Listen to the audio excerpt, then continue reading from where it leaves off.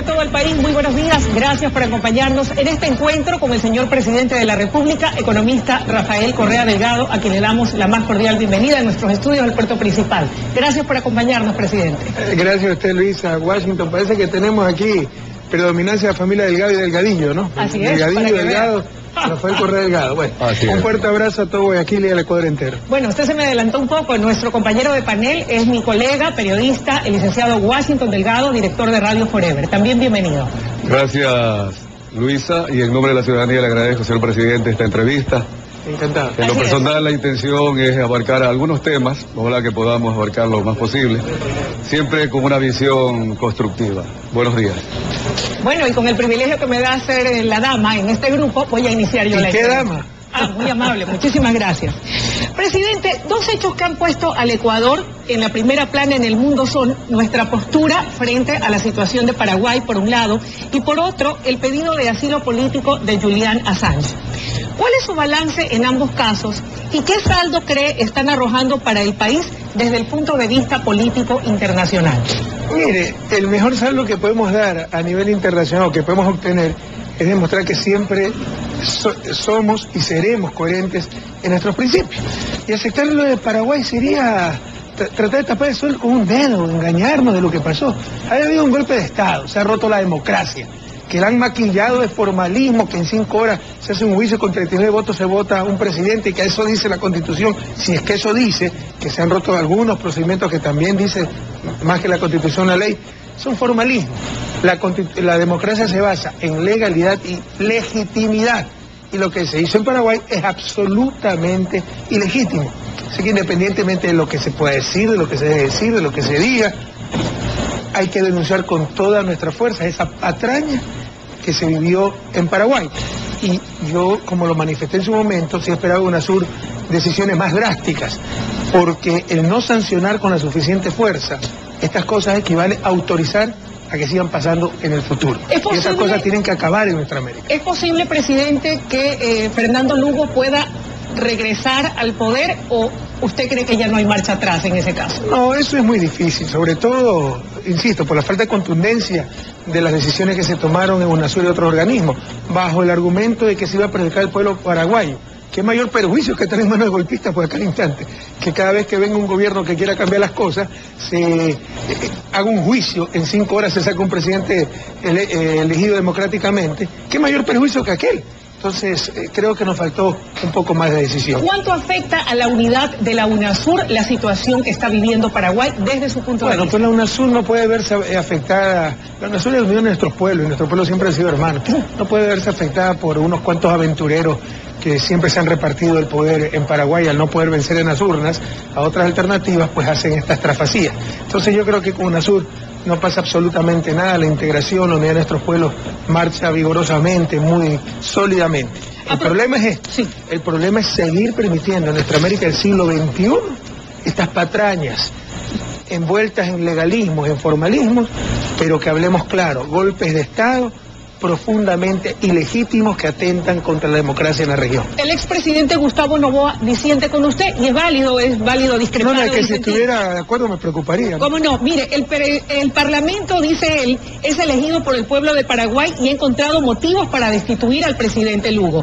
Eso debe ser respetado por todos los países, porque el derecho a la no intervención es fundamental, lo dice Gustavo Noboa en una entrevista que le realiza Diario El Universo. Por supuesto, o sea, ¿qué más va a decir Gustavo Noboa? Pues él reemplazó a Maguad con una muy dudosa destitución también de Maguad, pero le insisto, la democracia no se basa en los formalismos solamente de los que habla Gustavo Noboa. Se necesita legalidad en una democracia, pero también se necesita legitimidad, y lo que se hizo en Paraguay es total y absolutamente ilegítimo. Imagínense que el 30S, yo capturado en un hospital de la policía, hubo la moción, hubo las maniobras para que se reúna en la asamblea y me declaren impedido para gobernar. Bueno, disfrazaban eso de un causal constitucional y me sacaban de la presidencia. A la final era legal. Pregunto yo, ¿era legítimo? No nos engañemos, por el amor de Dios. ¿Fue golpe de Estado lo que ocurrió con los expresidentes Abdalá Bucaram y Lucio Gutiérrez? Bueno, Abdalá Bucaram fue muy claro que con 44 votos declarándolo insano, eso fue una barbaridad legal. Pero recuerda que el pueblo estaba en las calles luchando para que se vaya una persona que en verdad pues desprestigió la majestad, la solvencia moral, ética que debe tener y en la el presidencia caso de Gutiérrez, en 20 minutos el Congreso también lo pero cesó. cuidado, ahí vamos también a la parte legítima.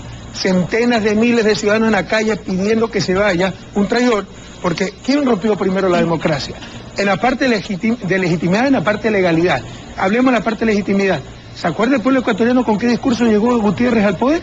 Un discurso de izquierda, soberano, digno, lo que hace firmar la carta de intención más vergonzosa en la historia de Ecuador y probablemente América Latina con el Fondo Monetario, se declara mejor aliado de Washington y el centro de su programa de gobierno es un TLC. Vaya, vea cuándo ofreció un TLC en campaña. ¿Acaso eso no es destrozar la democracia? Y por último, la legitimidad. Y por último también destrozó la legalidad, o ya se olvidan, que defenestró a toda una Corte Nacional de Justicia. Presidente, Washington Delgado hace el uso de la palabra. Gracias, Luisa. Señor presidente, además de las implicaciones en lo internacional y lo nacional en el tema de Julian Assange, Ecuador podría tener otro tipo de repercusiones con la justicia de Gran Bretaña y Suecia, a partir de que Suecia le ha planteado un juicio por un tema sexual y no necesariamente por lo político, según su manifestación. Y además Estados Unidos ha dicho que no lo persigue como hacker por la sustracción indebida de documentos confidenciales. ¿Qué comentario tiene usted sobre esa posición de la justicia británica y sueca? Miren, no quiero pronunciarme sobre el caso de Julian Assange hasta no acabar todo el análisis que estamos haciendo de las causales del pedido de asilo. Lo que sí, insisto, respetando muchísimo a Inglaterra, Suecia y Estados Unidos, que tomaremos una decisión soberana. Ecuador no va a tener que pedirle permiso a nadie, consultaremos con todo lo que sea necesario, pero no vamos a pedirle permiso a nadie para tomar la decisión soberana de otorgarle o no otorgarle asilo al ciudadano australiano Julian Assange. Pero si el tema es sexual, según dice la justicia sueca, aparte de la posible expatriación hacia los Estados Unidos, sin embargo, es un hacker y usted en algún instante dijo que no estaría de acuerdo con cometer algún acto indebido. ¿Sería darle aval a que alguien pueda introducirse a computadores ajenos? Que lo juzguen pues por hacker y no por violación. Que tenga el debido proceso. Que la pena sea proporcional a la infracción. Pero, por ejemplo, en Ecuador no hay pena de muerte. Si es que corre el riesgo en Estados Unidos por delitos políticos, hay pena de muerte. Si que corre el riesgo la vida de Assange, esas cosas son causales para otorgar un asilo. Pero insisto, no me voy a pronunciar sobre el caso porque está en estudio. Pero Ecuador tomará una decisión absolutamente soberana en este sentido, como en todos los sentidos, mientras yo sea presidente. Y en el tema de Paraguay, nomás una consulta. ¿Usted cree ya que la UNASUR y el ALBA tienen la estructura jurídica, administrativa, inclusive financiera, para comenzar ya a reemplazar a otros organismos multilaterales? Sí, por ejemplo, en UNASUR, en la crisis de Paraguay, fue con el Mercosur, de los organismos que más rápido reaccionó. Y teníamos los instrumentos para reaccionar mucho más contundentemente. La cláusula democrática, que ya se la creó para el 30 de septiembre del 2010, un hecho inédito, cuando 8 presidentes de UNASUR se reunieron ese mismo día en Argentina y dijeron declaraciones muy fuertes, muy contundentes, si es que se llegaba a romper el orden constitucional de Ecuador, y establecieron la cláusula democrática, que incluye, por ejemplo, cierre de fronteras, desconocimiento obviamente de los gobiernos de facto, etcétera. Lastimosamente, en esta ocasión, en el caso de Paraguay, no se quisieron aplicar esas medidas. Presidente, retomando el tema de Julian Assange, en el escenario de que usted decidiera, soberanamente hablando, otorgarle el asilo, ¿qué haría usted si el gobierno de Inglaterra no le autorizara la salida de ese país? ¿Usted permitiría que Julian Assange permanezca en la embajada ecuatoriana, sí o no? ¿Y en qué condición o en calidad de qué? ¿Refugiado, asilado, fugitivo? Insisto, mi querida Luisa, no voy a especular sobre especulaciones, no voy a anticipar criterios en el caso de Julian Assange, hasta que después de un estudio pormenorizado, detallado, responsable, extremadamente serio, porque es un caso muy complejo, el Ecuador tome una decisión soberana. ¿En qué punto están las diligencias, el manejo de Bueno, ese tenemos caso? que investigar cuáles son los cargos en Suecia, cómo está el procedimiento jurídico, si es compatible con la visión humanista, el debido proceso en Ecuador. Hay cosas que no se conocen. Por ejemplo, en ciertos países, no voy a especificar, si usted es extranjero y tiene que ser interrogado solo por eso, tiene que tener prisión preventiva. Es inadmisible en un país como Ecuador, que por un interrogatorio se pide una extradición por interrogatorio. Si usted quiere interrogar a alguien que está en el extranjero, manda a un juez, un fiscal, qué sé yo, lo que sea pertinente a hacer interrogatorio, no es que pide la extradición de esa persona. Entonces tenemos que ver si todo lo que se está haciendo en el caso de Julian Assange es compatible con la visión, con la Constitución, con nuestra percepción de derechos humanos, derechos políticos, derecho al debido proceso en Ecuador y yo diría en toda nuestra América. ¿No teme repercusiones de alguna naturaleza para el país, presidente, en el escenario de que le concediera a usted el asilo? Bueno, eso equivaldría a que Estados Unidos tema repercusiones porque tiene a los Isaías, pues son prófugos de la justicia nuestra. Presidente, un poco para cerrar esta primera parte de la entrevista en donde hemos tocado el tema del asilo político planteado por el señor Assange y lo que ocurre en Paraguay. Desde su punto de vista, lo que ha sucedido en este hermano país, los problemas internos que ha debido enfrentar el presidente Evo Morales en Bolivia, también los problemas de salud del presidente Chávez probablemente sobredimensionados por la oposición venezolana. ¿Hasta dónde pudieran ser pequeños o grandes tropiezos en los avances de esos cambios y corrientes revolucionarias en la región latinoamericana? El peor error que podemos cometer es creer que los cambios que se han dado en nuestra América son irreversibles. Ese es el gran desafío, hacerlo irreversible. Yo creo que hay cosas que ya son irreversibles. Independientemente de quién sea el próximo gobierno, los gobiernos del futuro, van a tener que rendir cuenta a la ciudadanía de Ecuador. Van a tener que hacer gabinetes itinerantes. Va a tener el presidente que informar cada semana, cada 15 días. La gente no va a permitir dar vuelta atrás en esos pequeños grandes detalles. Pero hay cosas fundamentales que todavía no están definidas. El cambio definitivo, por ejemplo, en las relaciones de poder. El que no vengan los poderes fácticos a seguirnos dominando, cierta prensa, ciertos poderes económicos, ciertos poderes extranjeros, ciertos poderes hasta religiosos. Entonces la lucha sigue. El peor error es pensar que todo ya está conseguido. Esto es una lucha de día a día. Debemos pensar que nada o casi nada hasta el momento es irreversible. Debemos continuar. Presidente, Washington Delgado hará el uso de la palabra y vamos a abordar ahora temas económicos. Señor presidente, en materia económica, Ecuador disfrutó de un crecimiento económico del Producto Interno Bruto en el primer trimestre. Usted hizo la presentación de las cifras, 4.8%, de acuerdo también a la información del Banco Central. Con lo que se espera lograr un 5% en el año y posiblemente hasta un poco más, ojalá, ¿verdad? El año pasado se quedó corta la estimación del Banco Central. Esperamos que este año suceda lo mismo. Esto va acorde, además, y a pesar de esto, con el crecimiento del 2010, 3,5%, y el 2011, también el Banco Central dijo que era 7,8%. Además, el precio del petróleo, estuve revisando las cifras ayer, han entregado a Ecuador una balanza comercial petrolera muy positiva de enero a mayo, con 4.281 millones de dólares superior al mismo periodo del 2011, es decir, un 29,5%. Sin embargo, y aparte de la crisis que vive Unión Europea y posiblemente Estados Unidos, de enero a mayo, el decrecimiento, es decir, la venta menor que hemos tenido en la balanza comercial no petrolera, es de 3.699 millones de dólares. También, sí, el déficit, también el Banco Central.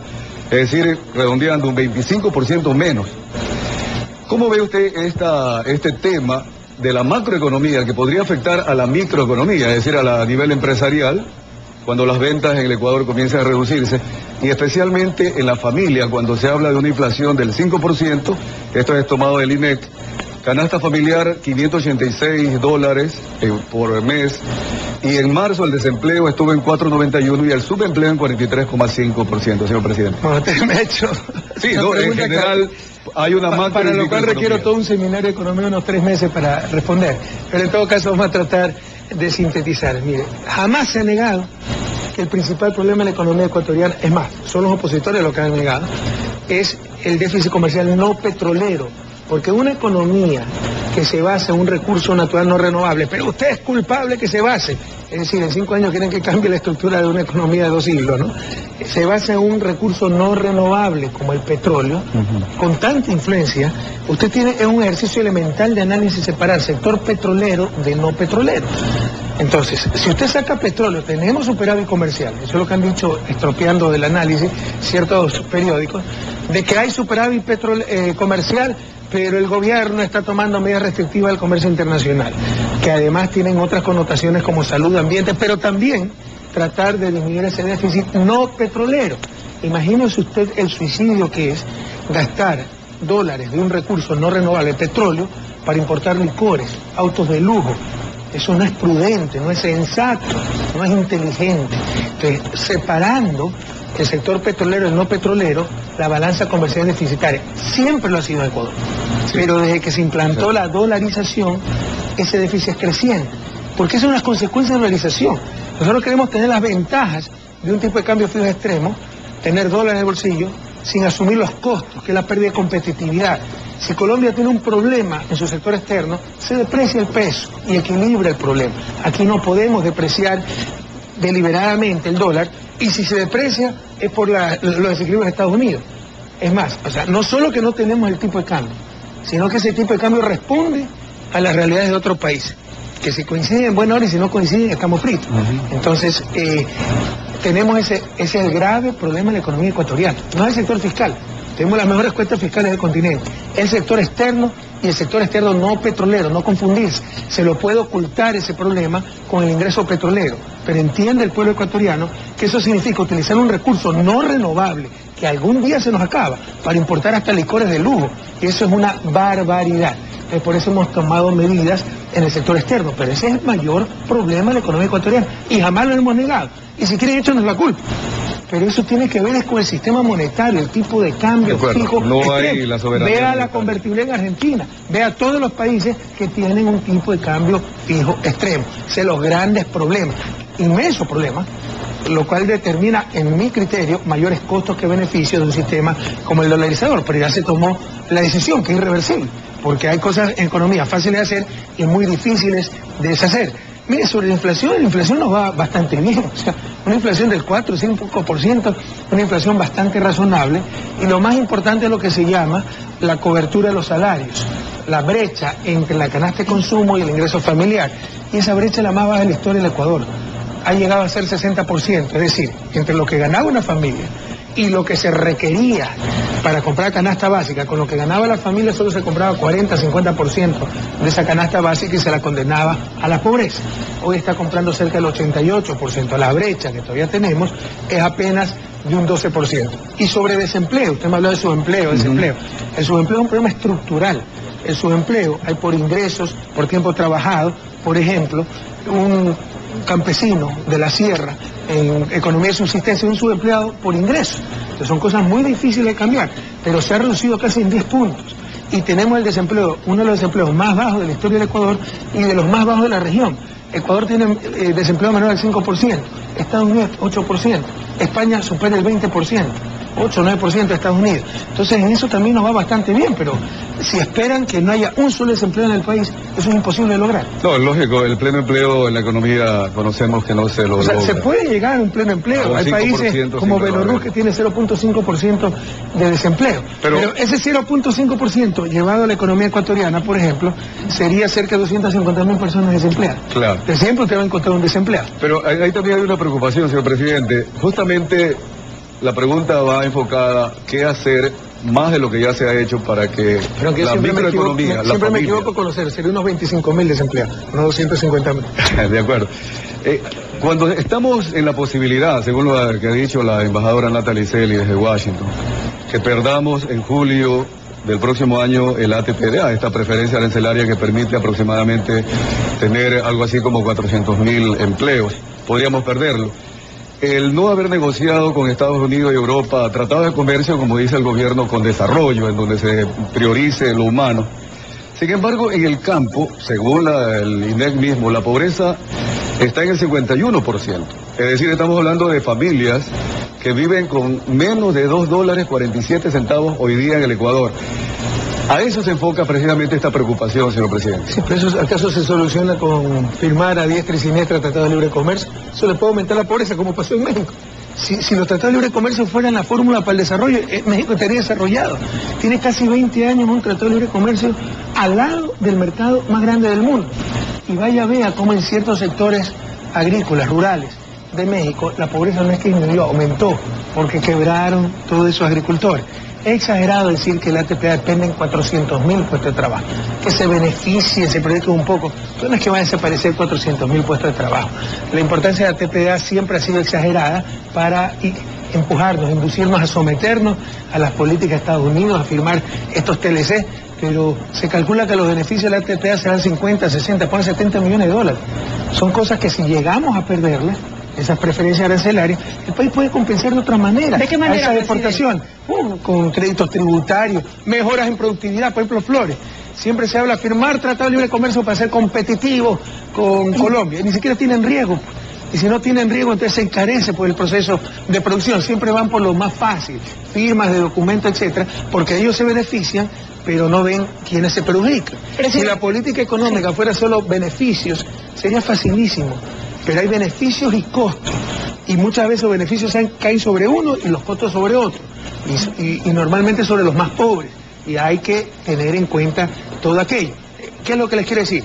El país tiene que aprender ya a vivir sin ATPA. No podemos vivir cada año con este espada de Damocles, ¿no? Si nos portamos mal, si estornudamos, le quitamos el ATPA, que hay que ir a renegociar, etc. Si se los pierde, definitivamente, el país puede enfrentar el problema de manera... Lo puede enfrentar, tiene los recursos para hacerlo, ¿no? Había otra segunda parte de su pregunta. Sí, cuando hablo de la pobreza en el campo... Ya, la pobreza en el campo. Mire usted, señor presidente, hemos reducido casi 1 millón de pobres. Cuando vemos el maíz, el arroz, que con problemas que no pueden exportar, tiene una sobreproducción, se importa desde Argentina, sí.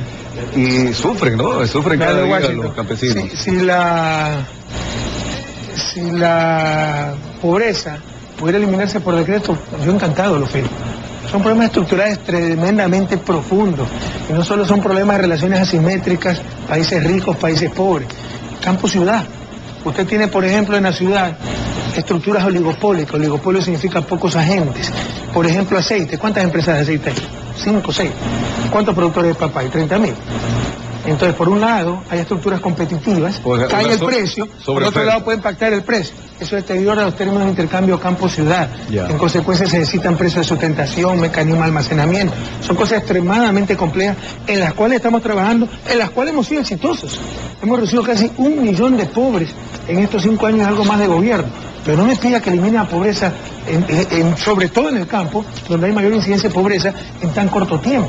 Es imposible. Se trata de políticas que tienen que continuar 10, 15, 20 años y evitar novelerías, como por ejemplo TLC, que sí, beneficia a algunos, pero arrasaría, por ejemplo, un TLC con Estados Unidos, la producción de ciclo corto en la costa. Por si acaso, me corrija, perdónenme lo desactualizado la cifra, la cobertura de canasta básica está en 93.22%, es decir, la brecha es solo de 7%, la más baja de la historia. Pero eso con 2 personas que trabajan en cada hogar. No, por el sueldo básico... Esto se mide la familia tipo.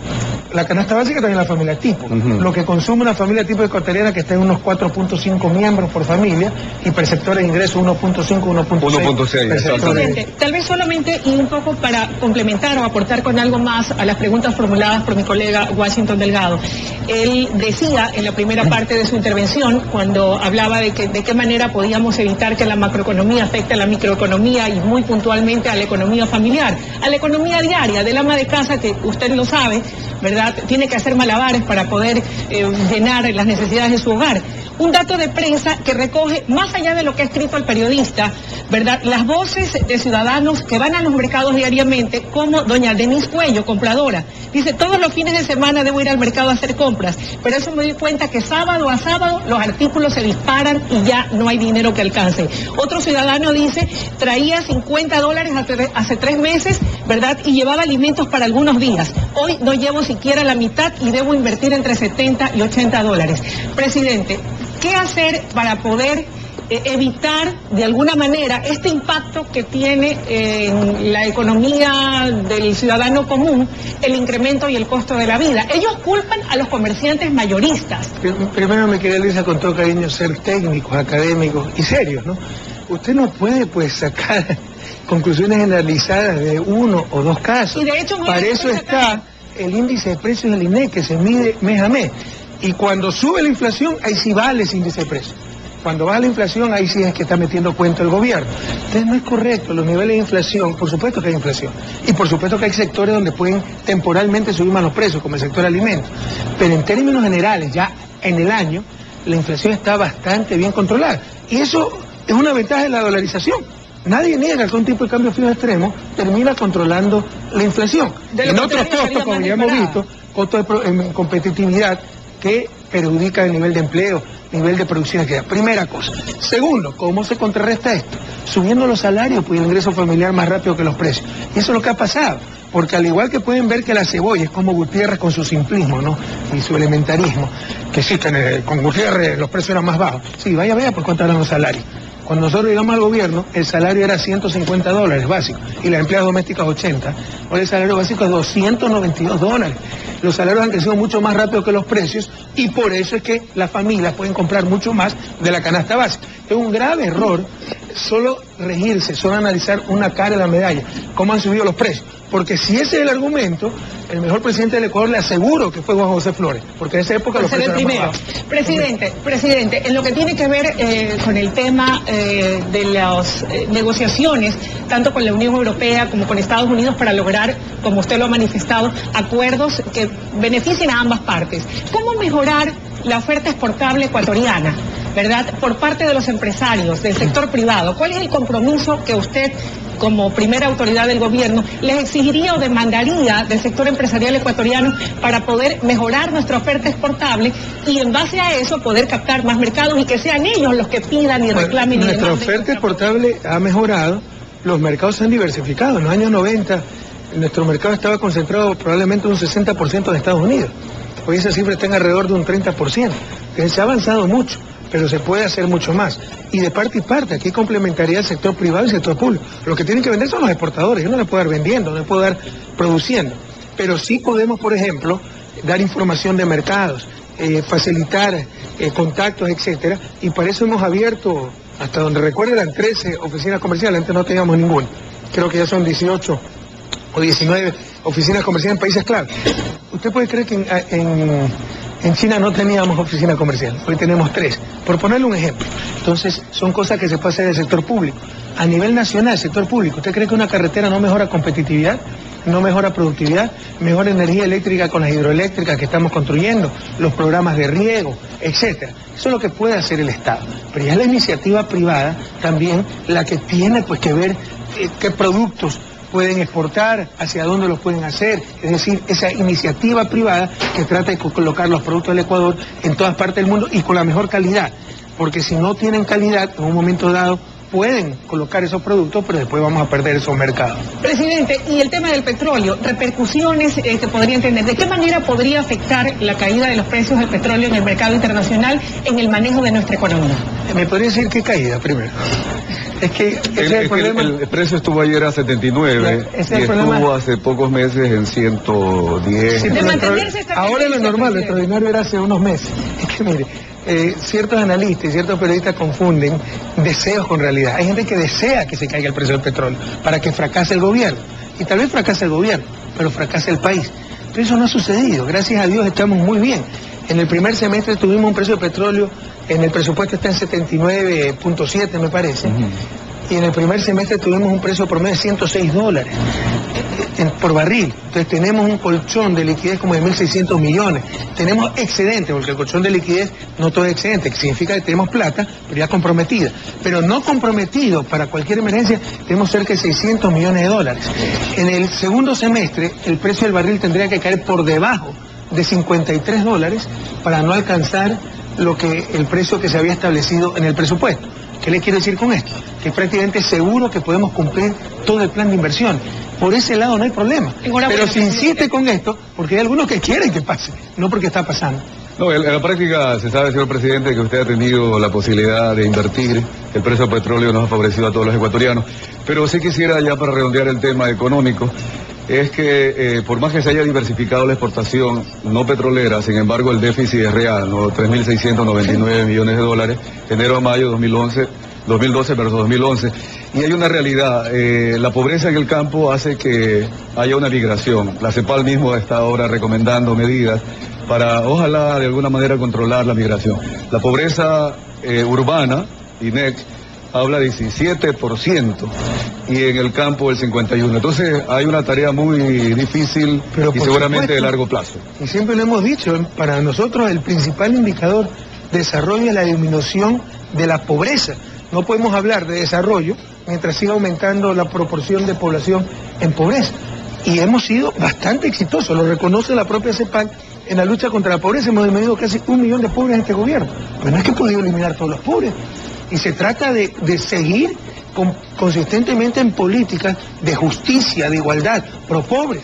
Y eso significa un proceso político, porque si vuelven los banqueros, va a haber 6.000 millones para el salvataje bancario, pero van a rasgarse las vestiduras si aumentamos $10 en el salario básico. Pero ojalá que nunca vuelvan esos tiempos. Presidente, el tema de Radio Morena, ¿es cosa juzgada, caso cerrado, finiquito, punto final, o existe la posibilidad de una reconsideración? Mira, desconozco los detalles legales. Primero, una decisión que la toma la Superintendencia de Telecomunicaciones, que es autónoma del gobierno. Pero aquí en este país es palo porque bogas, palo porque no bogas. El ministro de Telecomunicaciones fue hasta llamado al Congreso, amenazado con juicio político por no depurar la frecuencia. Hay un informe de Contraloría que tiene 3, 4 años, a cada rato llamado a atención a Contraloría por no depurar la frecuencia. Se empieza a depurar la frecuencia, persecución política.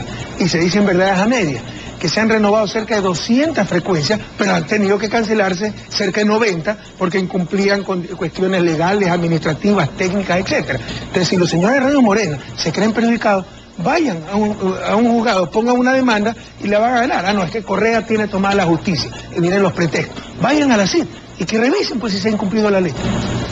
O sea, pero hay la posibilidad de reconsiderar, de hacer... Yo desconozco los pormenores legales. Lo que estoy claro... Si saben lo legal, usted no tendría ninguna ¿Qué objeción? problema voy a tener? Pues si ni siquiera es mi asunto. Pero lo que es claro es que aquí nadie puede estar sobre la ley, Luisa. Y pueblo ecuatoriano, por favor, eso ha sido la feria de la alegría. Están acostumbrados a hacer lo que les da la gana, porque se creían los intocables, precisamente porque si usted detiene un conductor, un padre de familia que se pasó una roja, nadie va a decir que es persecución política, atentado a la libertad de expresión. Pero si tiene que hacer que cumpla la ley una emisora, un canal de televisión, ahí sí tienen todas las capacidades para decir persecución política. Presidente, ¿cuántas emisoras más en el país o cuántos canales de televisión estarían en iguales condiciones o yendo por el mismo camino que Radio Morena, de lo que a usted se le ha informado o conoce? Desconozco, pero sí el proceso, le insisto, se han revisado como 300 frecuencias, 200 se han renovado, pero unas 90 que incumplían claras estipulaciones legales, por las cuales incluso fuimos llamados la atención por Contraloría. La ley es explícita, no es que me retraso 6 meses y luego entonces cuando ya me pillan, pago y digo ya pagué y me están persiguiendo. La ley dice, más de 6 meses de retraso o demora, se tiene que retirar la frecuencia. Lean la ley, por favor. Quiere decir entonces que hay otras que también están en mora y que están incurriendo en irregularidades. Aquí hay queridos amigos personales, que desesperadamente me han llamado, presidente, ayúdame, porque me atrasé, tuve un problema, ya pagué. Yo le he dicho, no puedo hacer nada, es la ley y la ley es para todos. Sí, sobre el mismo tema de la libertad de expresión, señor presidente, en el proyecto de la ley de comunicación incluye un artículo de la redistribución del espectro radioeléctrico que otorgaría la concesión de 34 emisoras de cada 100 o 34 frecuencias de cada 100 a las radios comunales, 33% o 33 de cada 100 a las del Estado y 33% a las privadas. Si estas últimas, las privadas, han trabajado 67 años y al momento tienen 85% de la frecuencia, ¿qué criterio, qué valoración o cuáles serían los principios para redistribuir, diciéndole de los 85 radiodifusores hay que reducirse a 33? Bueno, seguramente sería un proceso. Usted sabe que las concesiones son por un tiempo determinado y cuando venzan esas concesiones, pues entonces poco a poco se podrá, si es que se aprueba ese artículo, que yo estoy de acuerdo con ese artículo, ir cumpliendo las estipulaciones legales. Pero no es que se va a aprobar el artículo de distribución paritaria de frecuencia entre el sector no lucrativo, sector público y sector privado con fines de lucro, y mañana cancelamos la frecuencia para repartirla de esa forma. No, pues habrá que esperar poco a poco que acaben los periodos de concesión y ahí entonces, si es que hay una mayor proporción de frecuencia en manos mercantilistas privadas, se cancela ya no se renueva esa frecuencia con todo el derecho del Estado, porque es un bien público la frecuencia y el espectro radioeléctrico, y se lo dará el sector público al sector comunitario sin fines de lucro en función de... Es decir, únicamente el requisito sería que concluya el periodo. O sea, su pregunta creo que va en el sentido de que si ahorita es 85%, hay 85% de frecuencias en manos privadas, y la ley dice que máximo 33%, se aprueba la ley y hay que quitar frecuencias. No, eso no va a pasar. habrá que esperar que fenezca el periodo de concesión. Pero ahí hay un tema, señor presidente. Hay radios que tienen 20, 30, 40, 60 años en el aire. Si termina el contrato de aquí a 4, 5, 10 años, significaría que esa radio desaparece. Insisto, hay que ver cómo se hace la transición, pero también hay que tener en claro que esa radio que puede tener 60, 65, 70 años, está utilizando un bien público. ¿Y por qué ese bien público tiene que estar en manos privadas? ¿Por qué no está en manos de una universidad? ¿Por qué no está en manos de una comunidad indígena? Entonces es un bien público. ¿Por qué tenemos que dársela en forma privilegiada a un negocio privado? También hay que tomar en cuenta esa visión. Pero es malo tener un negocio privado y a través de ese, ¿por qué no poder comunicar? La discusión... Si se lo hace de manera respetuosa y tratando de informar o orientar al gran colectivo. Esta discusión, no nos confundamos, va más allá de eso. Pero si me preguntan mi criterio, yo sí creo que es mal. Creo que es una contradicción. Negocios privados con fines de lucro, proveyendo no solo un bien público, un derecho. Imagínense ustedes jueces privados proveyendo el derecho de justicia. Todo el mundo se escandalizaría. Algo similar es en el ámbito de la comunicación, o la comunicación no es un derecho. Y derecho fundamental para mantener el tejido social, etcétera, lo que una sociedad cree, la influencia que tiene en la cultura, en los valores. Y eso está en manos privadas. Y por definición, cuando se anteponga el interés público al fin del lucro, por definición, ¿qué es lo que va a tener supremacía en una visión de negocio? El fin del lucro. Que yo creo que ahí está la esencia del problema de la comunicación en nuestro tiempo. ¿Mitigado de qué forma? Lo que usted ha dicho, con la democratización de los medios de comunicación privados. Pero aquí normalmente pertenecen a familias y el hijo, por bobo que sea, hereda el medio. ¿Mitigado cómo? Con la ética, con el profesionalismo. Y RTS tiene mucha ética y mucho profesionalismo. Pero usted no me puede decir que otros canales tienen esa ética y ese profesionalismo. Y es un peligro para la sociedad esa clase de negocios con fines de lucro sin ética ni profesionalismo. Entonces yo creo que el problema, más allá de la coyuntura de que un canal sea bueno, un canal sea malo, es eso. Negocios privados con fines de lucro proveyendo un derecho. Es como jueces privados que estuvieran administrando justicia. Presidente, ¿qué ocurre en cambio cuando los medios de comunicación están registrados por el Estado? Ahí sí son totalmente democráticos o son buenos. Le digo porque si ya sé que estén absolutamente en manos privadas o absolutamente en manos del Estado, no abarcaría ese concepto de democratización. Nadie ha dicho que la solución, que los medios privados públicos son la solución a todos los males, pero yo sí creo que hay menos riesgo. Ya no está ese conflicto latente entre el interés público y el interés privado, el fin de lucro. Usted con medios públicos, si es que de repente un gobierno abusivamente tiene injerencia en un medio público que no es gubernamental, es del país, es del público, usted puede sancionar a ese gobierno cada 4 años en elecciones. ¿Cómo sanciona un medio privado que lo engañó? Y veamos la experiencia. De hecho, en Europa la televisión nació pública. Veamos las cadenas públicas y compare con las cadenas privadas. Veamos BBC de Londres, tremenda cadena. Veamos TV5 en Francia. Y por el contrario, vea una cadena privada como CNN y vea la propaganda solayada que hace en función del capitalismo y los intereses empresariales. Presidente, a propósito de esto, ¿cómo marcha el proceso de la venta de los canales que se encuentran presentados en este caso? Usted lo puede comprar hoy día mismo, los canales. Están a la venta. Están valorados, están en la página web y no ha habido interesados. ¿Por qué? Es que esas son las cosas que no se dicen. Porque los isaías amenazaron a aquellos que pretendieran comprar sus canales. ¿Qué va a hacer usted, presidente? Porque usted no puede... Ya no puedo coger de la mano para los interesados y que paguen. Ahí está, pues, en la página web. El que quiera comprar, lo puede comprar. O sea que pueden pasar 100 años y si no se compran, ahí se quedan. ¿Y qué quiere que haga? O sea, yo no puedo, créanme que estoy bastante ocupado como para ir con el catálogo de TC, de Gamavisión, de puerta en puerta, viendo quién quiere comprar. Solo para una repregunta en este tema, señor presidente.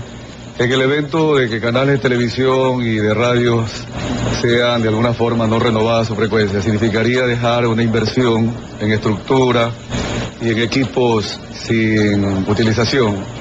¿El gobierno ha considerado esto? Pero Washington, todo eso está planificado. Usted es radiodifuso, ¿cuánto es el tiempo de concesión?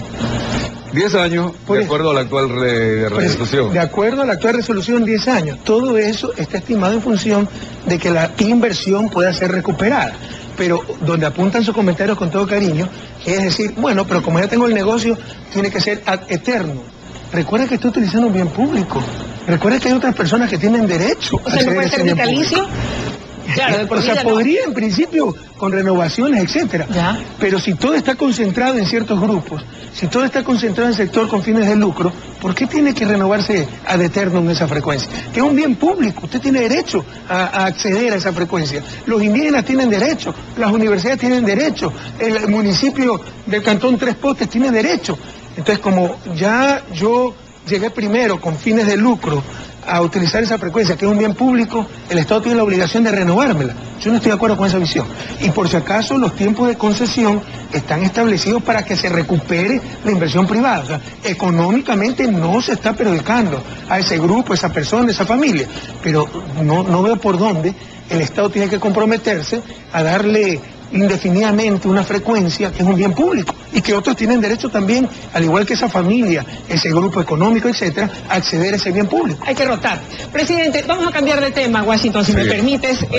Estamos de cara a un año que será un año electoral, el año 2013. Sus simpatizantes, aliados, incluso opositores, dan por descontado que Rafael Correa irá a la reelección y que incluso ya tiene hasta binomio escogido. Dicen que es Ramiro González. Presidente, ¿qué hay de cierto en eso? Con todo cariño, Luis, usted es una periodista profesional, ¿verdad? Sí. Es que los periodistas profesionales se basan en rumores.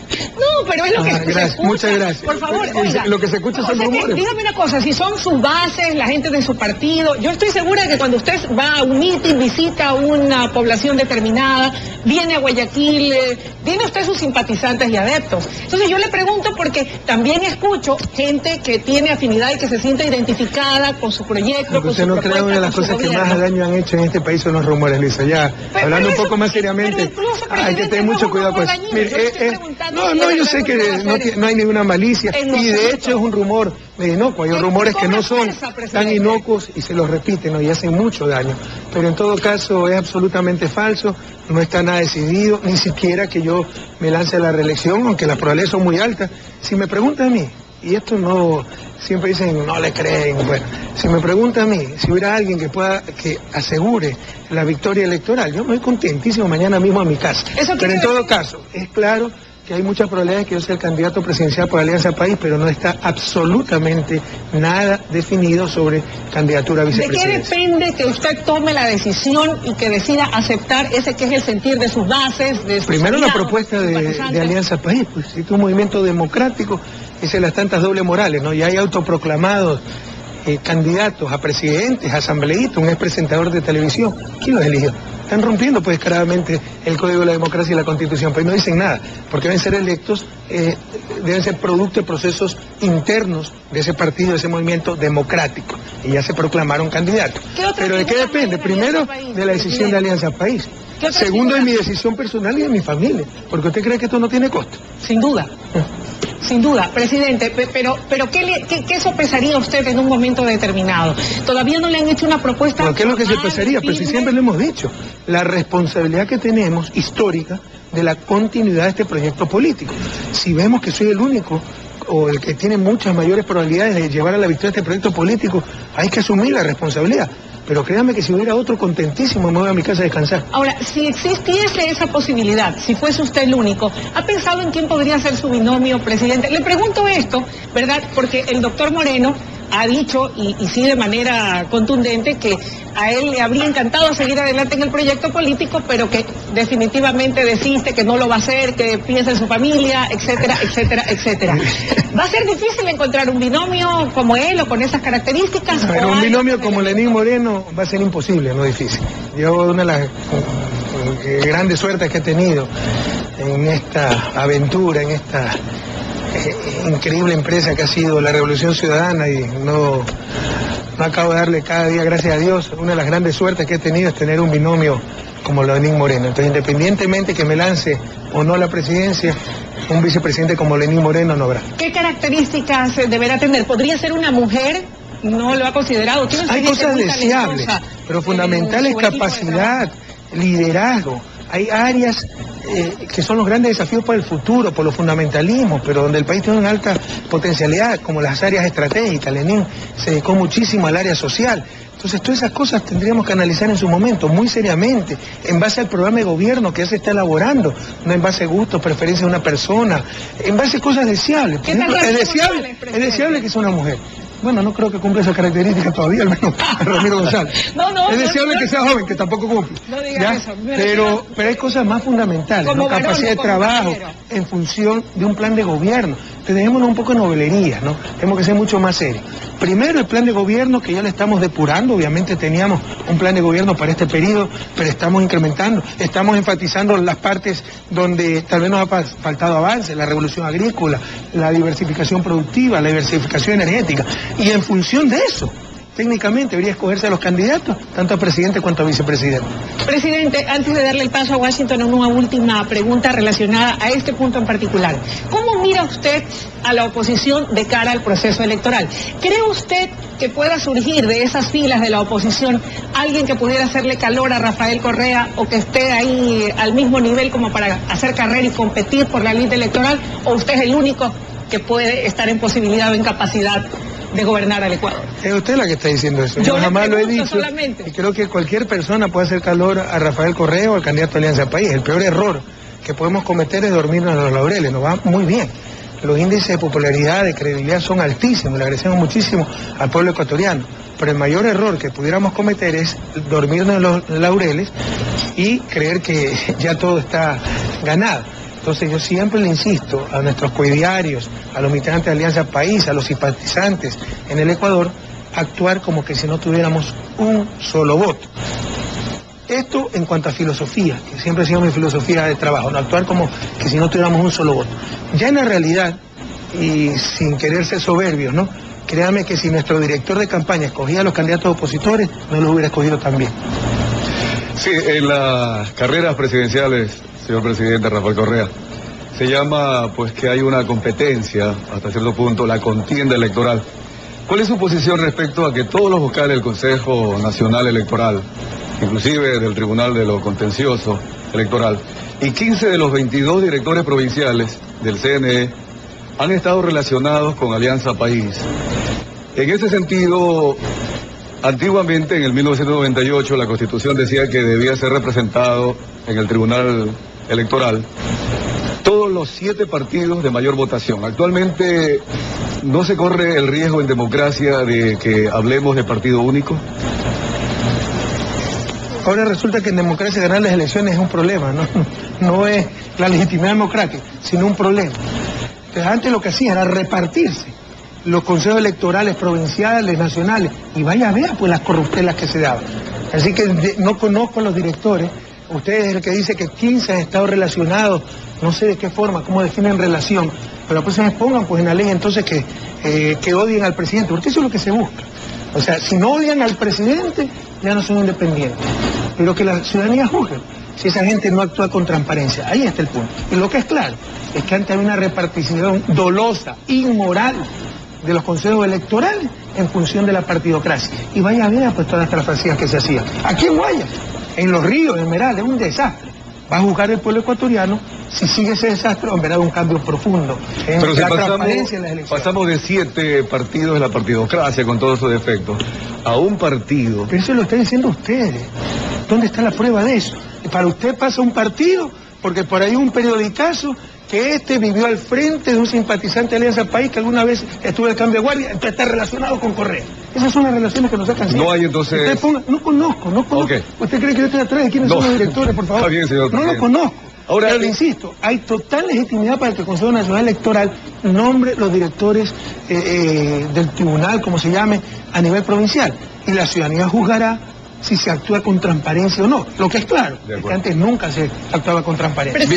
Presidente, usted ha indicado en la primera parte, en donde hemos hablado sobre el tema de elecciones, que es muy importante no dormirse en los laureles si se quiere llevar adelante el proyecto de la Revolución Ciudadana. Jamás hay que dormirse en los laureles. Jamás hay que dormirse en los laureles. El camarón que siempre se lo lleva la corriente. Siempre, por bueno que sea uno en alguien, eso le inculco cada día a mis hijos, por más que uno sea bueno en algo, alguien es mejor en algo más. Y de ese alguien hay que aprender. Presidente, el ejercicio del poder desgasta, no solamente en el poder presidencial, en todos los frentes el ejercicio de una actividad va desgastando.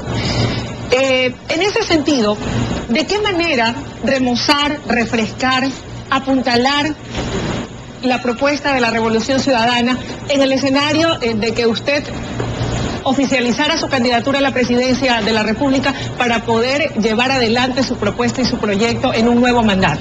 ¿Me podría decir dónde está la prueba científica que el ejercicio del poder desgasta? Son los mitos que se repiten, porque en el caso de la Revolución Ciudadana tenemos más apoyo que al inicio. Yo gané con 52% en una sola vuelta en abril del 2009, y hay encuestas que nos dan cerca del 80%, son cosas que no son correctas. Y la manera de evitar ese desgaste no es cambiar a cada rato ministro, persona, es renovarse día a día, en ideas, en conceptos, etc. Si quiere, el único desgaste es el poco pelo que tengo y las más canas, ¿no? Pero de ahí desgaste político, creo que por el contrario, se ha consolidado la base política del gobierno nacional y de la Revolución Ciudadana. Y de lo Ciudadana. nuevo, aquello con lo que se puede remozar y refrescar. Es que todos los días hay que reinventarse y todos los días tenemos que pensar cosas nuevas, ser muy creativos, y lo hacemos. Hay una lluvia de ideas, no solo a nivel de Ecuador, sino que Ecuador está presentando conceptos absolutamente innovadores, revolucionarios a nivel regional y a nivel mundial. Sí, en el tema de la contienda electoral, y retomando lo que le había preguntado, el Código de Democracia, el artículo 103, que usted propuso y el cual reformó, y actualmente está en revisión en la Corte Constitucional, invitaría a los medios de comunicación a realizar entrevistas, en todo caso dar a conocer nuevos candidatos y nuevas propuestas ideológicas. Eso no es correcto. ¿Cuál es su posición? Eso no es verdad lo que usted está diciendo, con todo respeto. Puede leer el artículo 103 del Código de la Democracia. Léale al pueblo ecuatoriano. Bueno, yo lo tengo y dice, sí, los medios de comunicación social se abstendrán de hacer promoción directa o indirecta, ya sea a través de reportajes especiales o cualquier otra forma de mensaje que tienda a incidir a favor o en contra de determinado candidato, postulado, opiniones, preferencias electorales o tesis políticas. ¿Y a quién dice que no se puede presentar nuevos candidatos? ¿Dónde dice, como falsamente han tratado de hacer creer ciertos medios, que se prohíben las entrevistas? Lo que se quiere evitar, que es lo más antidemocrático que existe, es que alguien por haber tenido dinero para tener una imprenta o un canal, sea el gran elector pues, en democracia. El gran elector es el pueblo, en este caso el pueblo ecuatoriano. Miren lo que acaba de pasar en un país que no quiero nombrar, muy amigo, donde hay grandes denuncias de cómo el candidato ganador fue el candidato de una gran cadena televisiva. Queremos que eso siga pasando en nuestros países, que lo que tratamos es que las reglas sean justas, que haya igualdad de oportunidades, que no en forma descarada, como han estado acostumbrados a hacer ciertos canales de televisión, ciertos periódicos, tal candidato que me cae mal porque atenta contra mis intereses, que es financiado por la FARC, de los carteles del narcotráfico, populista y querido. El otro, un arcángel, ¿no? San Gabriel es un turro al lado de él. Entonces, esas cosas no son democráticas. Eso es lo que se quiere evitar. Se quiere inaugurar la ética, se quiere inaugurar la verdadera democracia. Que los electores sean los ciudadanos, no Diario del Universo, no Teleamazonas, no Ecoavisa. Y eso es bueno para la democracia, es malo para los bolsillos de esa gente, porque pierden el poder. Pero en esta frase, señor presidente, que podría ser ambigua o quizás generalista, ¿no?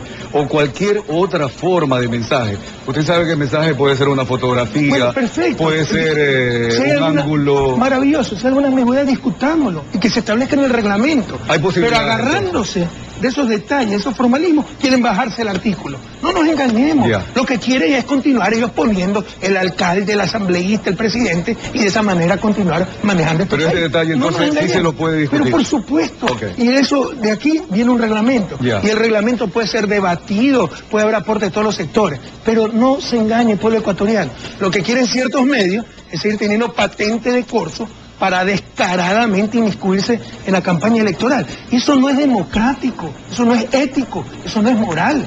Hay un tema más sobre el tema de las elecciones. Abdalá Bucaram Ortiz podría regresar al Ecuador porque también hablando del Código de Democracia, y tengo el artículo 108, que no permitirían o no podrían optar a la candidatura, cualquiera que sea, quienes están procesados flagrantes, delitos flagrantes, sexuales o violencia intrafamiliar. Es decir, no incluye procesos penales. ¿Podría ser que Abdalá Bucaram regrese al Ecuador y participe en las elecciones presidenciales? Mira, no soy especialista en cuestiones penales y en crónica roja, así que no le puedo opinar al respecto. Si regresa, es problema de... Presidente, los ecuatorianos somos conscientes del gran esfuerzo que hace el Estado y el Gobierno Nacional para combatir la violencia y la inseguridad en el país. Se ha aumentado el número de uniformados, se los ha dotado de mejor manera, se está emprendiendo en una reestructuración del aparato judicial. Sin embargo, al igual que en otros países, como Colombia, como Perú, como México, por citar algunos ejemplos, la violencia, la delincuencia de todas maneras, y la inseguridad no deja de quitarnos el sueño también a los ecuatorianos. En ese sentido, aparte de lo que ya se ha hecho, ¿qué otras innovaciones, qué otras cosas más, qué hay de nuevo para poder continuar en esta lucha y en este combate a la inseguridad y a la delincuencia? A todos nos quita el sueño, la inseguridad es el principal problema del pueblo ecuatoriano y en consecuencia el principal problema para el gobierno nacional, pero también pongamos en contexto las cosas. Ecuador está por debajo de los niveles de inseguridad de América Latina y ni de lejos tiene que ver, con todo respeto, con los niveles de inseguridad que se vive en Colombia, en México. Lo que pasa es que como allá hay presidentes, hablemos claro también, con todo el cariño que le tengo a esos presidentes de derecha, cercanos a los medios de comunicación, no hacen pues, no culpan de todo al gobierno como aquí, donde tenemos índices mucho más bajos de inseguridad, pero de ninguna manera es que estamos ni de lejos, pues vamos a estar satisfechos con la inseguridad que vive el país. Y estamos luchando día a día. Y hay una revolución en seguridad y ya se están dando resultados y se seguirán dando. ¿Cuál es el problema? Es como que me digan, aumentaron los accidentes de tránsito pese a todo lo que se ha hecho. Esto es muy inútil para la cuestión de seguridad en el tránsito. Y se compara cuando habían 10.000 vehículos, ahora hay 1 millón. Le estoy hablando de un caso hipotético. ¿Cómo no? Entonces sería un absurdo. Entonces, ahora que hay una invasión de crimen organizado a nivel de América Latina, a nivel mundial, que los niveles de inseguridad han subido en todos lados, que hay muchos factores que han desencadenado nuevas formas de delito, han subido los delitos en Ecuador, como en toda América Latina. Pero la pregunta sería, ¿cuánto hubieran subido sin todas las medidas que hubiéramos tomado? Porque es fácil olvidar. Y es fácil que los politiqueros de siempre irresponsables ahora se rasguen las vestiduras. Pero la policía nuestra no tenía ni pistolas, pues Luis. De 40.000 policías, 7.000 tenían pistolas. Y resorteras eran más eficientes que esas pistolas que tenían. Hoy todo policía tiene una pistola. Nos faltan 17.000 policías para estar en los niveles que recomiendan los organismos internacionales. ¿Cómo marcha ese proceso? Estábamos incorporando 2.000, 3.000 policías por año. Los policías ganaban $300. Mire la huelga, el paro que acaba de haber en Bolivia, pedían un salario de 200, 250. Aquí ganan $800. Le subimos el sueldo, tiene que ser gente motivada. Hemos mejorado los cuarteles. Hoy día noche, ¿cuántos viven, cuántos patrulleros vamos a entregar? Motocicletas, equipos, ya 200 patrulleros, solo y motocicletas y patrulleros, solo patrulleros. 200 patrulleros más motocicletas solo para Guayaquil o Guayaquil, solo para Guayaquil. Se ha hecho una inmensa inversión en equipo, se ha cambiado el modelo de gestión de la policía. La policía tenía un modelo militarista, se reunían a las 7 de la mañana en el cuartel modelo y a las 5 de la tarde, todo. Y ya los choros sabían para qué estaban reunidos.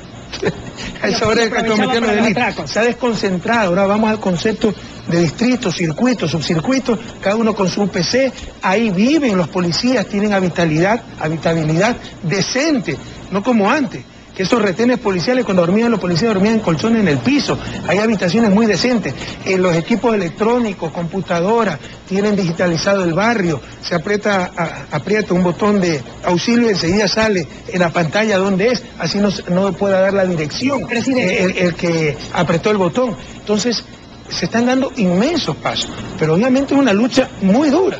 Yo tengo la fe de que la vamos a ganar. Se han hecho avances muy importantes y creo que los mayores impactos, los mayores efectos, los mayores resultados están por venir y pronto. Es lo que esperamos todos con usted a la cabeza. Pero ya ha habido. Lo que pasa es que las buenas noticias no son noticias. Hay delitos que no disminuyen. Pero obviamente eso no saca la prensa, solo sacan los delitos que aumentan. Aquí los informamos. Vea la tasa de homicidio, por ejemplo. Presidente, ¿cuán importante podría ser como una medida complementaria la aprobación del Código Integral Penal? Es importante, no es lo único importante, pero también es importante. Y aquí nuevamente, en un pedido a la clase política ecuatoriana, yo sé que en algunos casos hará en el mar, pero un poquito más de responsabilidad. ¿Por qué, presidente? Porque ese código tiene más de 1000 artículos, pero si usted escucha a los legisladores de oposición, todos son malos. O sea, ni Einstein es capaz, creo, de hacer un código de 1000 artículos y más, donde todos sean malos. Algo de bueno debe tener. Pero por hacer la oposición al gobierno, todo es una trampa para perseguir a los periodistas, para evitar la protesta social, criminalizarla. Todo está mal. Eso es falso, por favor. Es un inmenso esfuerzo, el mayor esfuerzo en materia penal en las últimas décadas del país. Nuestro Código Penal tiene más de 70 años, tiene delitos anacrónicos como romper el sello de la correspondencia, cuando ahora tenemos delitos informáticos, pero es perfectible, vulneración. presidente. Pero ¿quién dice lo contrario? ¿Qué obra humana no es perfectible? Pero lo que están diciendo es que no sirve para nada y que no hemos puesto a pensar cómo esclavizar más este país, para ver si ganan unos votitos en las próximas elecciones. Y probablemente ganen los votitos los llenos. Pero qué daño que le hacen al país. Aquí una opinión, por ejemplo, presidente, de Diario Hoy. Mire, aquí en entrevista... ¿No tiene una mejor opinión, por favor? Oiga, presidente, es una opinión que de todas formas es de un ciudadano. Si es un ciudadano, bueno. Y no por eso... Que si es Diario Hoy me preocuparía. Hay que ser democráticos, dice usted. Yo soy democrático. Precisamente en democracia y ejerciendo mi libertad de expresión, doy mi opinión sobre ciertos diarios. Perfecto. Es democrático. Mire, aquí entrevistan en Diario Hoy al señor Farid Simon, abogado y analista. Ese no es un ciudadano, es un opositor al gobierno. Dice, bueno, escuche, él dice que él considera... Es ciudadano, pero opositor al gobierno. Es que hablemos claro. Okay. Son los tantos engaños. Vea, es que ese es uno de los problemas. Luciana me acaba la idea. Ese es uno de los problemas de la prensa, con todo respeto. Y ahora el analista económico Mauricio Pozo. No, él es ministro de Economía de Lucio Gutiérrez. Pero que ahí se ponen con... Sí, pero este es un opositor, pues que si yo propongo beatificar a la Madre Teresa de Calcuta, también se opone. Presidente, pero el hecho de que sea opositor no quiere decir que este no sea un noticiero, un canal democrático. Pero nadie ha dicho eso, Luis. Perfecto. Ahora hay opositores y opositores. Yo quisiera tener muchos opositores como un Walter Spurri. Okay. Gente capaz, bien intencionada. ¿Cómo no? Pero hay otros que quieren hacer politiquería disfrazándose de analistas independientes. Okay. Y esa gente hay que evidenciarla ante el público para que sepa qué clase de opinión, entre comillas, está recibiendo. Usted es su derecho de hacerlo, presidente. Sí. Mire, gracias por reconocerlo. Este caballero sostiene que el Código Integral Penal es duro y represivo, que la suma del código es un completo peligro, que tiene errores, contradicciones y que es muy malo, dice este señor. ¿Y usted cree entonces que eso es una opinión objetiva? Tiene más de 1000 artículos. O sea, no hay un artículo que sea bueno. Su opinión. No hay un artículo que sea bueno. ¿Usted cree que es una opinión técnica o una opinión política? Que tal vez este señor sea un gran técnico, pero que ya el hígado le venció a la masa gris, porque, o sea, no puede ser que todo sea malo.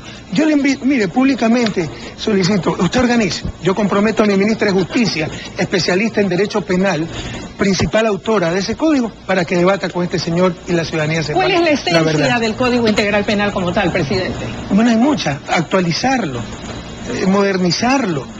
Hay incrementos de penas en algunos delitos, porque no creemos que es la única solución, pero que sí es parte de la solución que haya penas disuasivas. Hay reducción de penas en otros delitos.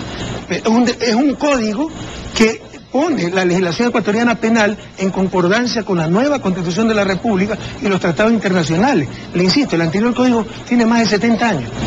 En el caso del Código Penal... Hoy vamos a entregar, escuché mal a Viviana, 100 patrulleros y 200 motos aquí a la policía. La policía en Guayaquil.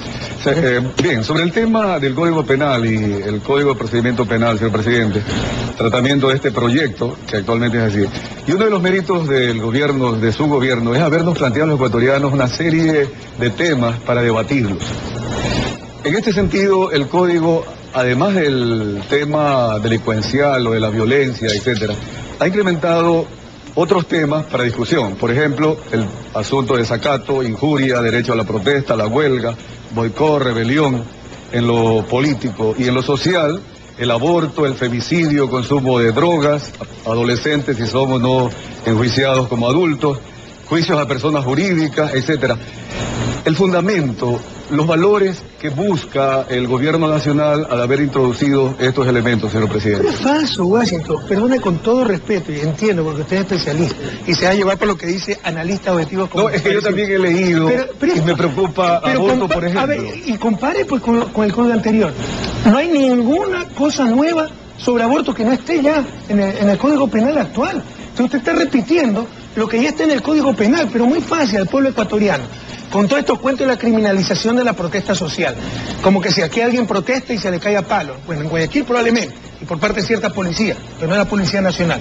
Pero vaya a ver a todos los días en Palacio. Gente a favor, en contra, protestando pacíficamente, bienvenido. Pero es que si cierran una carretera y el carro que pasa lo apedrean, lo destruyen, lo queman, eso no va a ser sancionado en nombre de la protesta social. Se acercan unas elecciones, que esta gente no tenga doble discurso y diga pues que ellos van a permitir eso. Que si usted va con su familia por una carretera y a alguien se le ocurre protestar, le tiran piedra a su familia y al carro, le incendian el carro, obviamente, y no tiene que ser sancionado porque es protesta social. No, es un delito. Ya, entonces, eso es lo que está haciendo el código. Pero en el tema... Y esto ya está en el código actual. Ya, y en el tema del aborto, ¿cómo comprobar que una dama ha sido violada? Son tecnicismos legales, por favor. Yo soy economista, pero a pesar de eso soy buena gente. Pero son tecnicismos legales. Pero en el actual código existen dos causales para aborto. Para salvar la vida de la madre, y en el caso de violación de una mujer demente o idiota, así dice el código. Sí, pues se mantendrán esas dos causales y yo no aceptaré, es decir, vetaré cualquier otra reforma en cuanto a permitir nuevas causales para abortar. De acuerdo, señor presidente. Presidente, quiero informarle que nos hemos extendido más de la hora prevista para la entrevista. Yo soy un vago a tiempo completo, Lisa, no tengo nada que hacer, así que no se preocupe. Ah, qué maravilla. Bueno, le comento algo. Y es algo que ya ha trascendido, usted también lo dijo en su momento en una de sus sabatinas. El fenómeno climático del Niño podría comenzar a sentirse en el tercer trimestre de este año, según un informe mensual difundido por el Centro de Predicción Climática de Estados Unidos. Su presencia podría aumentar la probabilidad de que provoque estragos en los patrones climáticos desde el norte y el sur de América hasta Asia, según señala este informe. En Ecuador, voceros de organismos que miden las coincidencias climáticas señalan que las posibilidades de que se produzca el Niño en el Pacífico Central bordean el 50 o 60%. Esto se da a conocer a renglón seguido de las fuertes lluvias que azotaron particularmente a la zona del litoral ecuatoriano, devastando importantes zonas de cultivos y afectando a extensas poblaciones rurales, presidente. ¿Estamos preparados para poder atender, enfrentar o mitigar una eventual emergencia? O sea, estamos mucho mejor preparados que antes. Precisamente ayer o anteayer, y por esto hemos tenido la evaluación de cómo nos fue con este invierno. Sepa el pueblo ecuatoriano que en el 2011 y 2012 llovió 70% más que en el 2008, pero tuvimos 17% menos de zonas inundadas. Eso no es casualidad, son todos los trabajos de control de inundaciones, desasolvamiento de canales, etcétera, que permanentemente ha realizado el gobierno nacional, muchas veces en coordinación con los gobiernos locales. Entonces estamos mucho mejor preparados. Pero si viene un fenómeno del Niño, pues no esperen que no nos inundemos, sino que se va a tratar de minimizar en estas crisis. Lo que se logra no es evitar los costos, no es que vamos a salir beneficiados, se va a tratar de minimizar los costos. La mala noticia es que estamos haciendo un monitoreo de esto y las probabilidades del fenómeno del Niño han aumentado y ya se encuentran alrededor del 60%. Probabilidades, puede ser que nos juegue el número y se cumple ese 40% y no ocurra. Dios quiera que no, presidente. En todo caso existe, supongo, se están tomando todas las medidas específicos para atender a todos los gobiernos seccionales, para que también tengan cómo acoplarse y que no llegue el momento en que tengamos el agua al cuello y digan, no nos dieron, no tenemos. Sí, Luisa, no pero no podemos hacer milagros tampoco. Entonces es cuestión de recursos físicos, de recursos financieros, tener dinero. No somos Estados Unidos, no somos Suiza, no somos Suecia, pero con los escasos recursos que tenemos, sí le puedo decir que estamos infinitamente mejor preparados que antes. Estamos tomando todas las previsiones del caso, viendo cómo marcha la producción de raciones, manteniendo canales, los planes de contingencia, etcétera. Pero lo que no espera el pueblo ecuatoriano es que si llueve, viene un fenómeno del Niño fuerte, no nos inundemos, pero verá que vendrán demagogos y dirán, ahí está, Correa sabía que venía el fenómeno del Niño y no decretó que no haya lluvias. Sí, genial. Como estamos al cierre, quisiera hablar de algo muy agradable, muy positivo, señor presidente, aunque se combina un poquito también con las preocupaciones. Que Barcelona ganó la primera etapa. No, pues eso... Porque eso es agradable y positivo para barcelonistas. Nos afectó... No, yo soy melecista. Nos afectó no, pero también me pone contento, un gran equipo y qué bueno que lo tiene. Además, usted es presidente de todos los... A los 14 años tenga la posibilidad de disfrutar del título. Guayaquil cumple 477 años de fundación. Y en este sentido hay mucha festividad. Pero hay algo negativo y algo positivo. En la parte negativa, las invasiones continúan. Se habla de que ya están llegando hasta Chongón. Es muy grave porque la orden estricta es cero tolerancia a la invasión. En el mes de enero... Pero me parece que no es correcto. Bien, aquí está la gobernadora. A ver, sí, luego vamos a conversar seguramente si la gobernadora nos ayuda. Pero el caso es que usted en enero, desde Baeza, anunció que cero tolerancia, justamente, esa fue la expresión. Y además 600 militares fueron y ya echaron abajo algunas construcciones, inclusive hasta de cemento, más allá del monte Sinaí. la parte negativa. La parte de obras del gobierno, nos alegramos los guayaquileños la publicidad que se hace del Parque de los Amanes, que sería el tercero más grande de Sudamérica como parque, y también el tema de las Islas Santay. Quisiera que usted nos expresara a los guayaquileños y a los ecuatorianos, todos están alrededor de Guayaquil, una potencia económica en este país que tanto contribuye. Bueno, primeramente un saludo a mi ciudad natal, ¿no? Y felices fiestas, realmente se vive el ambiente de la fiesta de julio. Segundo, qué bueno que toque este tema, porque Ecuador ha vivido enajenado de sus verdaderos problemas, incluso en agenda de prioridades en cuanto a delitos, a criminalidad, a inseguridad, han sido agendas extranjeras. Por ejemplo, el narcotráfico. Ya, claro, un problema para todos, pero sobre todo para Estados Unidos, por eso es prioridad en todos los países, no nos engañemos. Las leyes antidrogas fueron impuestas por Estados Unidos a inicios de los 90, verá que son igualitas en toda América Latina. Y aquí, por ejemplo, los traficantes de tierra, esas mafias, que también es crimen organizado, han hecho tal vez más daño que el narcotráfico. Han explotado a los más pobres, han hecho gastar ingentes recursos a la sociedad. No es lo mismo atender a 5.000 familias en 10 hectáreas que a 5.000 familias en 400 hectáreas por la extensión de las invasiones. Se gasta muchísimo más, no hay plata que alcance. A esa gente se le ha cobrado por un terreno que es ilegal, se la extorsiona con seguridad, se roban la luz los traficantes de tierra y se la venden a los pobres. El tanquero de agua, porque no hay agua por tubería, es el traficante. Como no se puede construir escuela porque son terrenos ilegales, la escuela es el esposo del traficante. Entonces ha sido mantener a los más pobres en un círculo de miseria permanente. Este gobierno está decidido a acabar con esto. Me sorprende lo que usted dice, que avancen las invasiones. La información que tenía es que al menos en Guayaquil se habían detenido las invasiones, porque debe haber tolerancia cero. Entiendan, sobre todo los pobres, esa no es la solución. Eso es perpetuarnos en las cadenas de la miseria, en las cárceles, en las prisiones de la pobreza absoluta. Al traficante de tierra no hay que pagarla, hay que denunciarlo, es un delito. No es que la tierra sí la compró, porque usted sabe cuál es el modo operandi, ¿no? Va el traficante, y aquí hay nombres muy conocidos que han participado. Hay dos que están en proceso. En partidos políticos muy conocidos también. Van y usted un hacendado, ya cerca de los límites urbanos, y dice, vea, señor Washington, o me vendes la hacienda, o te mato, o te invado de todos modos. ¿Qué le queda vender? Pero ya la tierra es del traficante de tierra, ya no hay delito. Sí hay delito, porque son tierras para uso agrícola, no pueden lotizar. Entonces, alguna vez el argumento, no, pero si la tierra era de tal persona, sí, pero no podía lotizarla porque era de uso agrícola. El pobre de la patria, no se deje engañar. Y toda la sociedad, gobierno, oposición, gobiernos locales, gobierno central, partidos políticos, todos los sectores, a luchar contra esto, que ha sido uno de los principales factores del retraso del país, de la explotación de los más pobres y de desperdicio de recursos. Dentro de este problema, que tiene que ver con la anarquía en el crecimiento de nuestras ciudades, perdónenme, Guayaquil, en base a qué ha crecido, en base a invasiones. Durán 3/5 partes son invasiones, y la gente viviendo en condiciones infrahumanas. No podemos continuar. ¿Cuál es la solución? Bueno, le aseguro que al menos la solución no es la invasión. Pues hay soluciones. Hemos demostrado que organizadamente, planificadamente, se vive mejor pagando menos. Ahí está el ejemplo de Ciudad Victoria. Tenemos que fortalecer esos programas. Pero lo que sí les aseguro es que la invasión no es la solución. Nos hace vivir peor a todos. Cuesta más para vivir peor. Y enriquece a explotadores, a criminales, a delincuentes, los traficantes de tierra. Pero eso es parte del problema, diría, el mal desarrollo urbano de las ciudades en general en Ecuador, pero la que mayores problemas tiene es Guayaquil. Guayaquil es la ciudad con menos espacios verdes por habitante. Y eso es violencia también. Ya eso es inseguridad. Entonces tenemos todo un programa muy agresivo, histórico, le diría yo, para dotar de esos espacios verdes a todas las ciudades, porque se están haciendo parques en todas las ciudades, pero sobre todo a Guayaquil. Y eso es el proyecto Guayaquil Ecológico. Recuperar el estero salado, sus aguas, el malecón, resembrar manglar, incorporar la isla Santay a la ciudad. Ya se van a empezar a construir dos puentes peatonales y ciclísticos. Hay todo un circuito de 5 o 6 kilómetros que se está planificando y ya se va a empezar a construir en la isla Santay.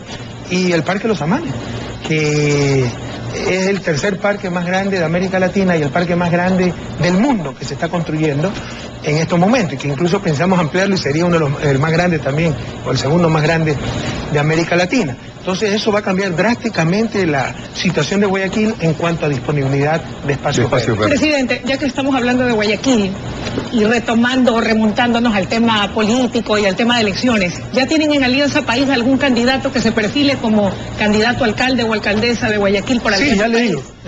¿Ah? Ya se lo digo, ya.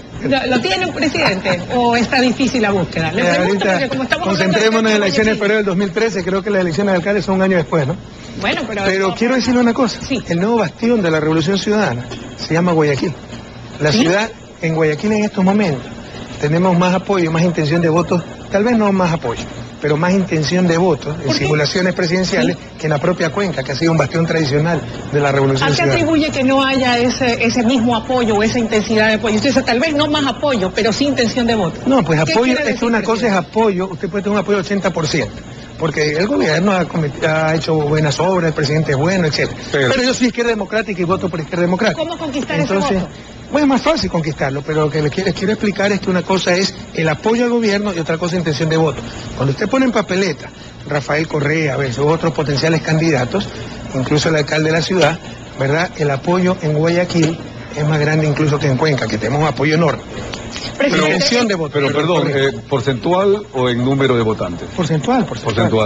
En Guayaquil. Bueno, el tiempo de la entrevista ha concluido. Presidente, una pregunta final. ¿Habrá puente, habrá feriado o algo por las fiestas de ¿Por la clasificación de Barcelona? No, la clasificación del Barcelona. El 24 y 25 de julio. Que cae en 3 semanas. Preguntamos si va a haber puente. Bueno, normalmente son fiestas locales. Normalmente son fiestas locales, pues, y por eso no se hace feriado, ¿no? ¿Ok? Claro, pero es feriado guayaquileño. ¿Usted estará presente en las festividades? Normalmente puedo estar en la fiesta de julio porque en vacaciones mi familia va a Bélgica, entonces ya tengo un poco de disponibilidad porque cuando están aquí pues trato siempre de regresar a Quito, ya les quito demasiado tiempo como para aún exagerar y aumentar ese tiempo, la disminución del tiempo que le da a la familia. Pero como están de vacaciones, pues normalmente puedo participar en la fiesta de Guayaquil.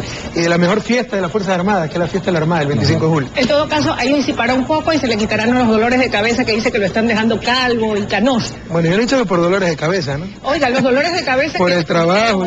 Pues los dolores de cabeza que le ocasionan los problemas que debe enfrentar cada día, resolviendo un incendio por aquí, un incendio por allá, los problemas del país, no me causa frente. Dolores de cabeza, pero es claro que es un país difícil de gobernar. Ser presidente de Ecuador es mucho más difícil, se lo aseguro, que ser presidente de Estados Unidos, donde hasta Bush puede ser presidente en Estados Unidos, ¿no? En cambio aquí uno trabajando 16, 17 horas diarias, de lunes a domingo, estamos avanzando. Yo nunca pierdo esperanza, veo cambios en el país, creo que estamos avanzando, pero mucho más fáciles serían las cosas si no hubiera tanta mala fe, tanto negativismo, tanta desinformación, tanta falsa oposición. Ojalá tuviéramos verdadera oposición a este país, oposición constructiva, no como este señor Simón, que de 1000 artículos ninguno vale, somos unos retardados mentales, o sea, ineptos totales, no sirve para nada nuestro código penal, sino esa oposición constructiva que busque mejorar las políticas públicas, pero nadie se engaña. Aquí lo que se define como oposición es obstrucción, desestabilización, conspiración. Si mañana pudieran votar al presidente, lo harían. Y no porque el presidente es malo, no porque no hagamos cosas, sino porque no son ellos los que están en el gobierno. Esa es la ambición. Una cosa es con no guitarra, funcionan una cosa en base con a país, y otra con violín, sino en base a agendas personales. Una cosa es con guitarra y otra con violín, dice un dicho, que creo que es bastante sabio. Creo que a la Revolución Ciudadana le ha ido bastante bien con guitarra y con violín. Sin embargo, le insisto, o sea, mientras haya un solo pobre en este país, nadie puede sentirse satisfecho. Muchísimas gracias por su presencia y su tiempo esta mañana. A usted, Luis. Sí, gracias también, señor presidente. De alguna forma hemos tratado, ojalá también en profundidad, algunos temas. Yo sé que usted nos da duro, pero es un hombre serio, informado, con recta intención. Entonces, bienvenido a esa crisis. Sí, justamente. Pero cuando dicen cualquier barbaridad con total mala fe, cuando lo que se hace es politiquería, cuando tenemos un presentador de noticias que opina de la reforma comercial, de la reforma tributaria, el campeonato de Barcelona, del incendio de edificios en las cámaras, y todo culpando al gobierno. O sea, ese no es el rol de un periodista. Sí, la idea es... crítica, incluso destructiva, pero seria, informada. Constructiva, porque puede haber algo negativo, pero buscándole el aporte al gobierno. Bienvenido. Y la apertura yo no le temo, Washington, a la crítica, incluso destructiva, incluso que nos quiera hacer daño, pero siempre y cuando sea seria, pues, argumentada, en base a información real. Pero aquí se miente, y se miente demasiado, y no pasa nada. Es un grave problema de nuestra sociedad. Presidente, es demasiado tolerante a la mentira. Presidente Washington, el tiempo desgraciadamente se nos ha terminado. Muchas gracias. Amigos televidentes, a ustedes gracias por habernos acompañado. Recuerden que un resumen de lo más importante dicho esta mañana aquí en esta entrevista lo podrán ver en nuestra emisión estelar de las 22 horas en La Noticia. Que tengan muy buenos días.